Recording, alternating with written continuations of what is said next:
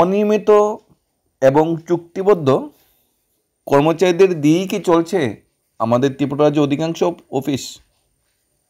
সেটা কিন্তু তথ্য সহকারে নিউজে প্রকাশ পেয়েছে।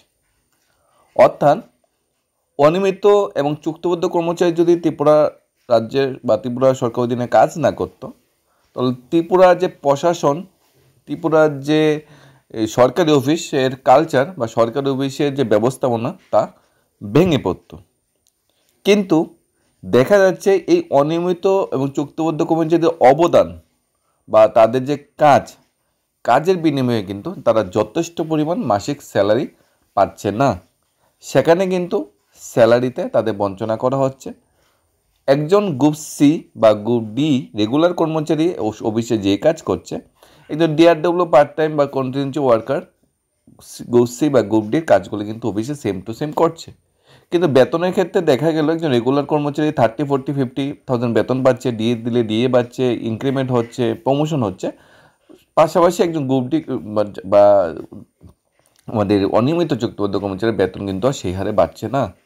8,000, 10,000, 12,000, 15,000 ম্যাক্সিমাম বেতনে তাদের চাকরি করতে হচ্ছে এই দ্রব্যমূল্যের বাজারে। শুধু যে বেতন বঞ্চনা, ফাইন্যান্সিয়াল যে ক্রাইসিস সেটা নয়, আরও অনেকগুলি বঞ্চনা আছে অনিয়মিত কর্মচারীদের জন্য, সেটা আমরা জানার বা দেখার চেষ্টা করব। বর্তমানে ত্রিপুরা রাজ্যের যে সরকারি অফিসগুলো, অধিকাংশ সরকারি অফিস অনিয়মিত কর্মচারী দিয়েই চলছে। কারণ রেগুলার কর্মচারী নিয়োগ হচ্ছে না বললে চলে। তাছাড়া নতুন করে আউটসোর্সিং কর্মচারী নিয়োগ করা হচ্ছে, তাদের মাধ্যমে অফিসগুলো চলছে। কিন্তু তাদের শোষণ করে অফিসের নিয়মিত কর্মচারীরা নানা ধরনের সুবিধা আদায় করে ফেলেছে। তাদের শোষণ করে নিয়মিত কর্মচারীরা কিছু সংখ্যক সুবিধা আদায় করে ফেলেছে। অনিয়মিতদের ছুটি পর্যন্ত বন্ধ করে দেওয়া হচ্ছে। তাদের শোষণ করতে নানা কায়দায় নির্দেশিকা জারি করছে। বিষয়টা উঠে এসেছে সিপাহীজলা ডিস্ট্রিক্ট থেকে। অবশ্য অন্য অন্য ডিস্ট্রিক্টে সেম জিনিসটি হচ্ছে। যতক্ষণ না পর্যন্ত অনিয়মিত কর্মচারীরা মুখ খুলবে ততক্ষণ কিন্তু বিষয়টা উঠে আসবে না। ন্যায্য ছুটি, ন্যায্য সিএল, মেডিকেল এগুলি অনিয়মিত কর্মচারীদের দেওয়া হচ্ছে না।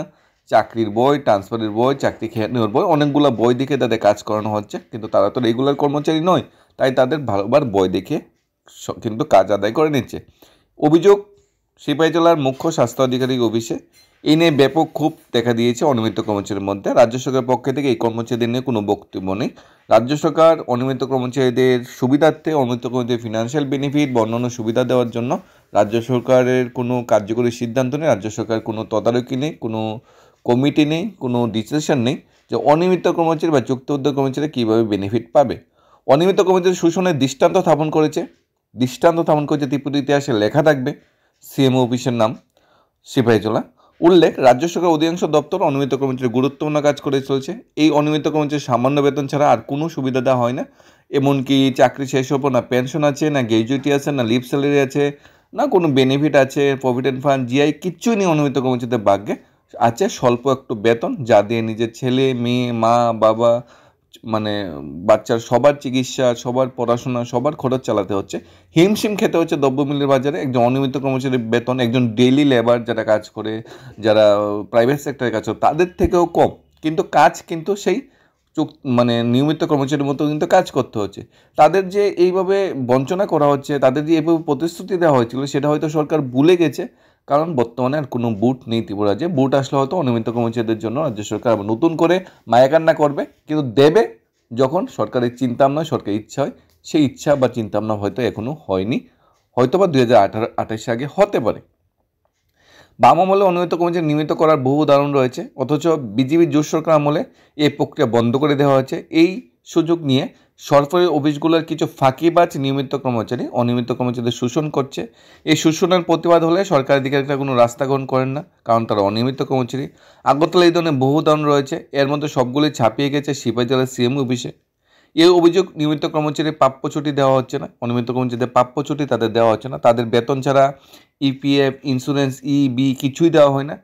দেখো, একজন কর্মচারী যখন সরকারি বা বেসরকারি দপ্তরে কাজ করে চুক্তিবদ্ধ অনিয়মিতভাবে, তাদের কিন্তু ইপিএফের বেনিফিট অর্থাৎ provident fund benefit, ESI benefit অর্থাৎ ইএসআই যে এমপ্লয়ি ইন্স্যুরেন্সের তার বেনিফিট, স্টেট ইন্স্যুরেন্সের বেনিফিট, সেগুলি দেওয়ার দরকার, সেগুলি কিন্তু দেওয়া হচ্ছে না একজন অনিয়মিত কর্মচারীকে।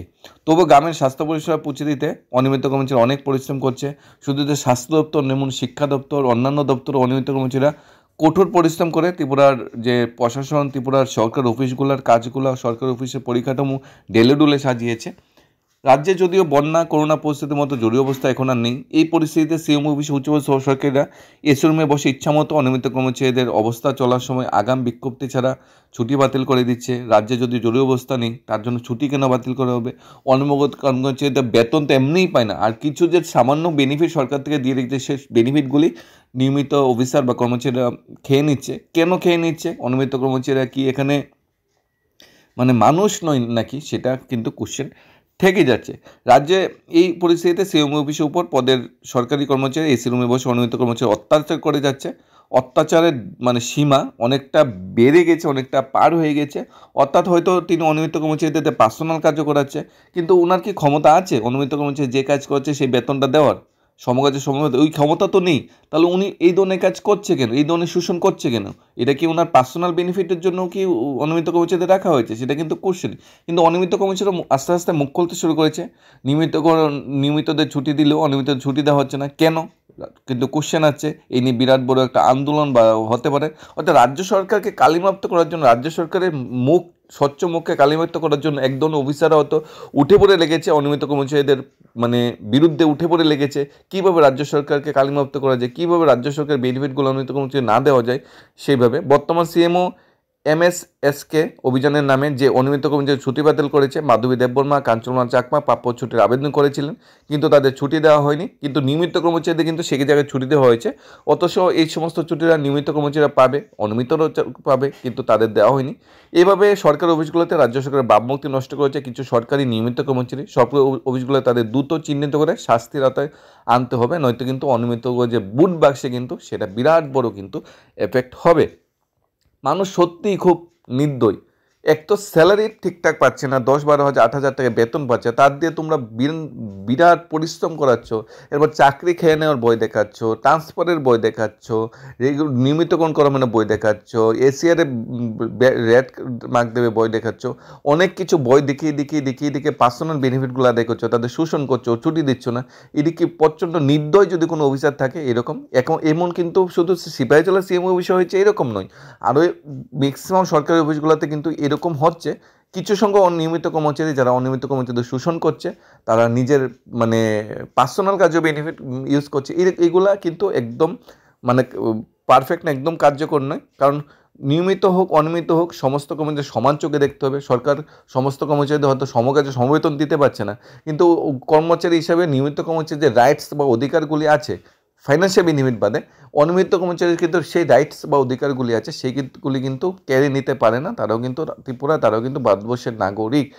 কোন দিন যদি এই বিষয়ে কোনো কমপ্লেন হয়, কোনো আন্দোলন হয়, এর দায় কে নেবে? এর দায়কে সরকার নেবে। অর্থাৎ সরকার ভাবমূর্তিকে নষ্ট করার জন্য এই ধরনের কার্যকলাপগুলো করা হচ্ছে। এটা এক ধরনের ইচ্ছাকৃত কার্যকলাপ, যাতে কর্মচারীরা সরকারের প্রতি বিতৃষ্ণা হয়ে যায়। এমনিতে অনেকটা সরকারের প্রতি নেগেটিভ পয়েন্টে চলে যাচ্ছে অনিয়মিত কর্মচারীরা, কারণ তাদের প্রতি রেগুলেশন বা অন্যান্য অনেকগুলা